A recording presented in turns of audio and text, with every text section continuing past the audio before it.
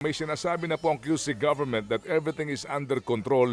Nais lang ho natin talagang malaman ano ho ba ang estado ng COVID-19 sa Pilipinas and particular dito po sa Quezon City dahil baka po tayo na masyadong abala sa mga usapin po na kapag hahati-hati ngayon sa bayan, hindi natin namamalayan. Eto na naman siya ulit at tayo po'y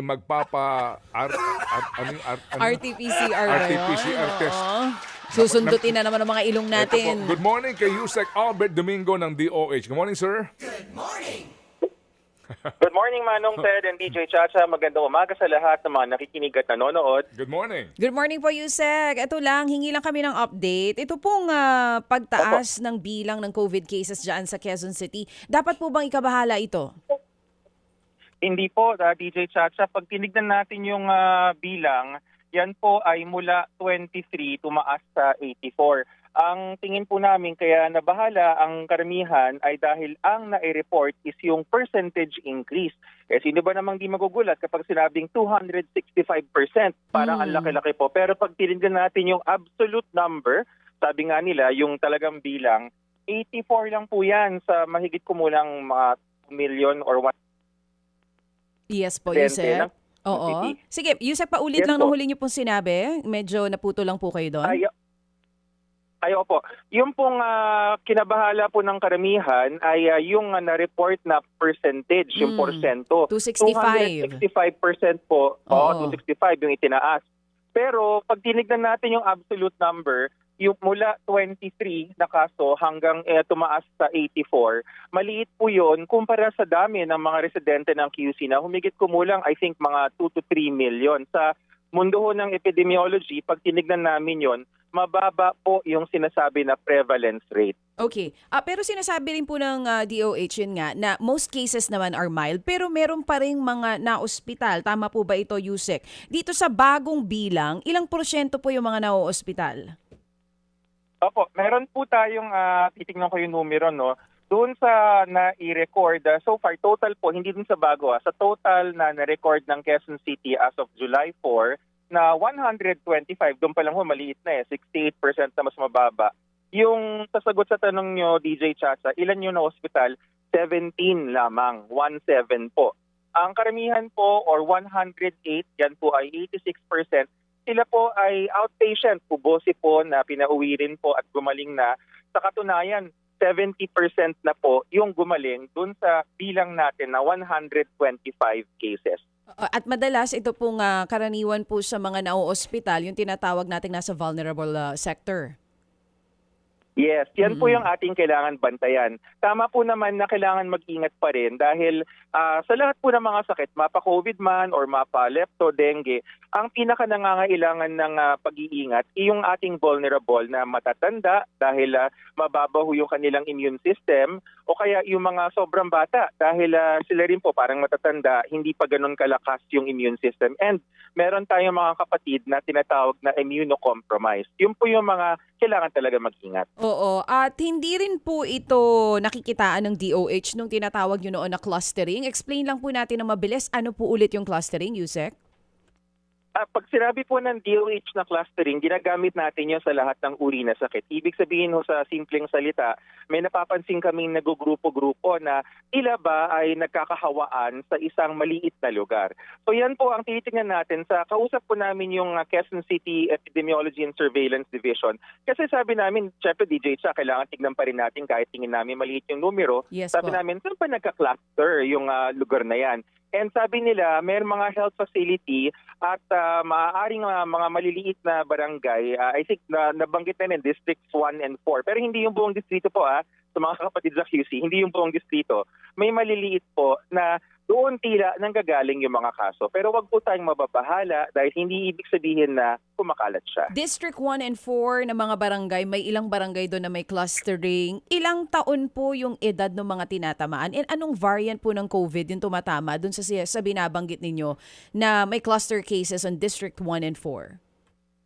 Opo, karamihan po ng mga edad, kung di ako nagkakamali from memory sa report sa akin, is nasa mga 14 up to mga 60. Yung pong, in other words, middle bracket po. Hindi po yung very young and yung very old. So yun po yung karamihan. Tapos yung variant, sensor DJ siya, hindi ko na ready yung data, pero I can attest na hindi siya bagong variant. I think XFG or something, but hindi siya bagong variant. Siya rin yung matagal nang minomonitor ng World Health Organization. Oh, So wala po tayong bagong variant na nakikita. Ano daw pong meron dun sa District 1 and 4 ng Quezon City? Ba't nagkakaroon ng clustering? Yung isa pong nabanggit sa amin ay maaaring sa health facility. So actually, ang tanong nga ho ni SecTed nung nakikita niya yung data, sabi niya, IPC issue ba to? Ayun ang sabihin ng IPC, Infection Prevention and Control.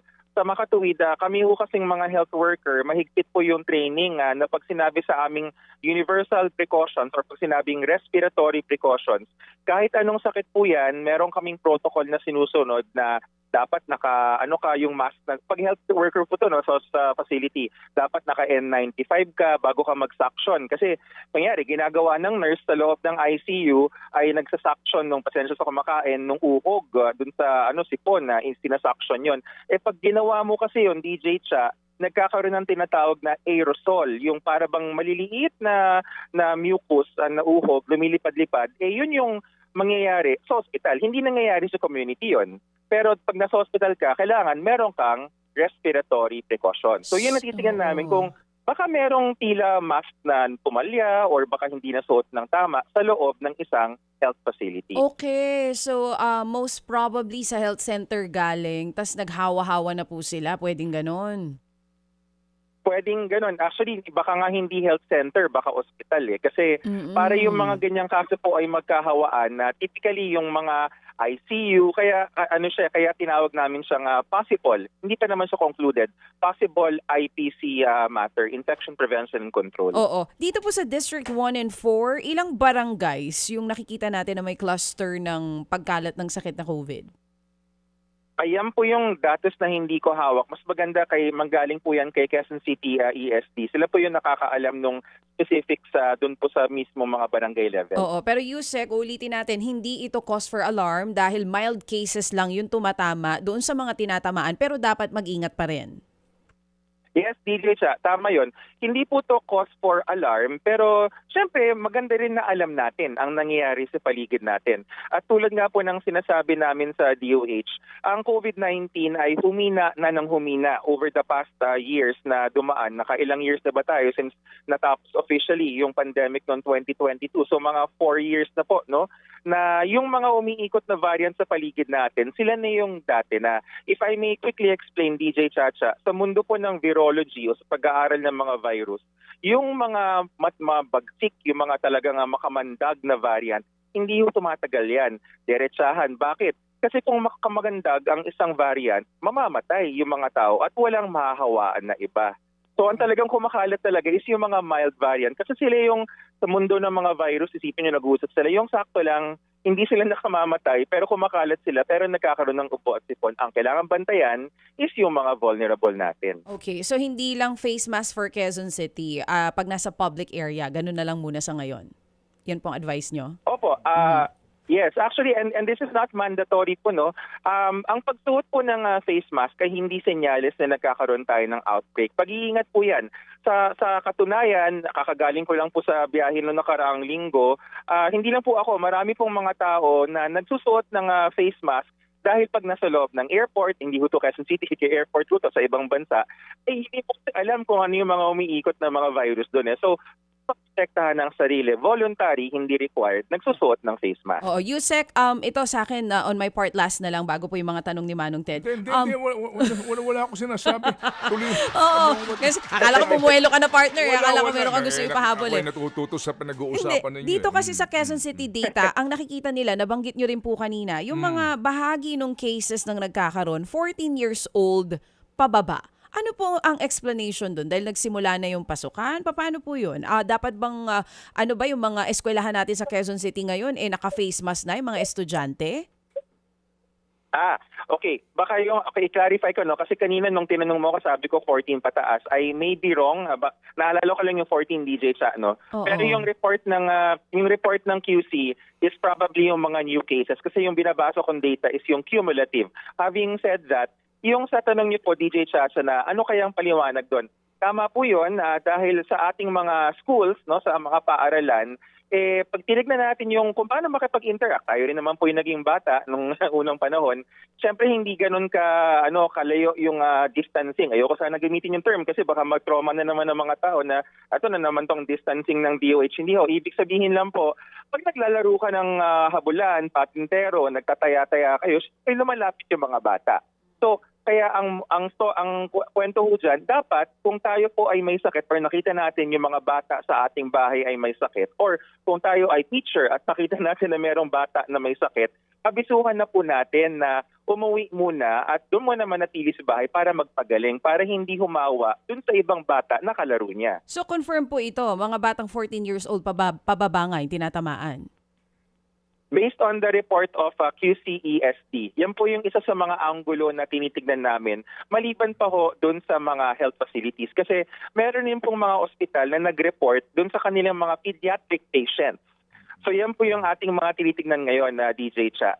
Kahit ba ang nakikita natin overall doon sa cumulative cases ay yung working age yung pinakamaraming kaso. Pero kung ang pag-uusapan natin is yung mga bagong kaso, yan yung nakita. Meron po bang batang tinamaan ng COVID dyan sa QC na na-ospital? Kasi kanina natanong ko kung vulnerable sector lang ba yung naa-admit eh. Hindi ko hawak yung eksaktong data pero malamang sa malamang meron yan, DJ Cha. Dahil sila nga po yung sila po yung tinatawag na high risk or vulnerable population. Yung bang binabanggit nyo na yan, for Metro Manila only, yung kanin nyo tinatamaan nitong karamdaman na ito? You're referring about flu lang ba ito? Talaga bang COVID po ito? Can you clarify please? Opo, ang nakikita po natin, Manong Ted, sa COVID-19 pa rin, laman natin dahil nagte-testing ho tayo. Kung paano ho tayo nagte-testing noon, pwedeng nag-swab sila or pwede rin kumuha ng dugo. Kasi meron rin naman tayo na blood test. Pero kung sa nationwide ang pag-uusapan, Manong Ted, actually, mas mababa nga ho yung numero eh. Mabigay ko na rin ho to, no? Yung bilang ng COVID-19 sa buong Pilipinas, as of June 20 this year, simula January 4, ay 3,579. I'm sorry, yun po pala ay last year. Sorry, last year po yun, 2025. Yung this year is 719.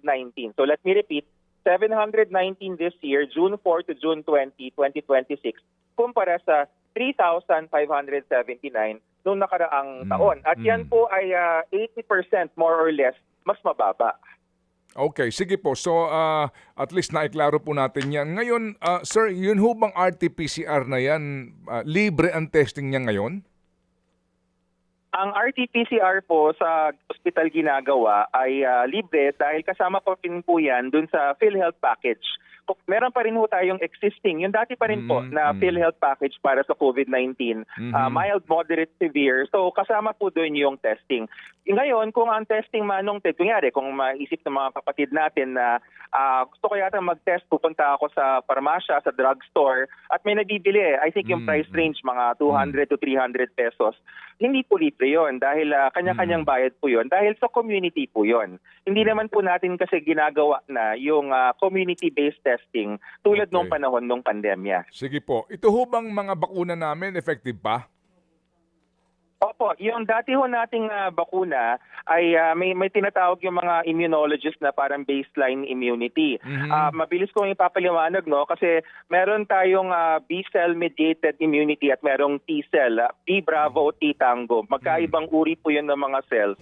Yung T-cell, importante ho yun kasi naaalala niya kung sino yung nakalaban niya. Sa madaling usapan, para tayong merong security guard, mga bantay, na nakita na nila yung kriminal noong unang panahon, kahit matagal nang nawala yung kriminal, oras na lumitaw yung kanyang mugshot, ay makikilala niya, ikaw yung dating nakalaban natin at umaalerto sila. Meron hong ganong baseline immunity. Now, pwede rin hong sabihin ng immunologist na, paano kung iba yung variant ngayon? Mas mababa lang ng konti yung effectivity, pero meron pa rin. Okay, sige po. So thank you for clarifying, Dr.